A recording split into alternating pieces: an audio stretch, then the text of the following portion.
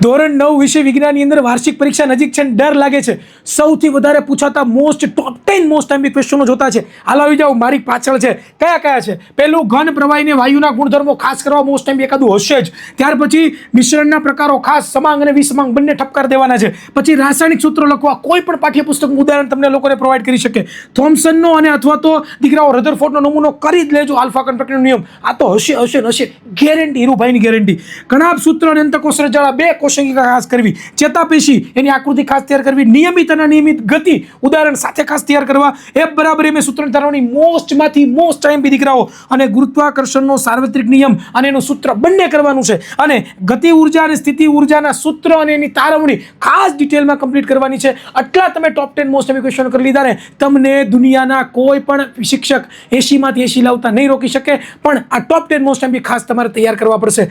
આ વિડીયો કેવો લાગ્યો કોમેન્ટ બોક્સમાં ભૂલતા નહીં, વિડીયો લાઈક કરવાનું ભૂલતા નહીં, અને હા, આ વિડીયોને તમારા મિત્રો સુધી શેર કરવાનું ભૂલતા નહીં. બાય.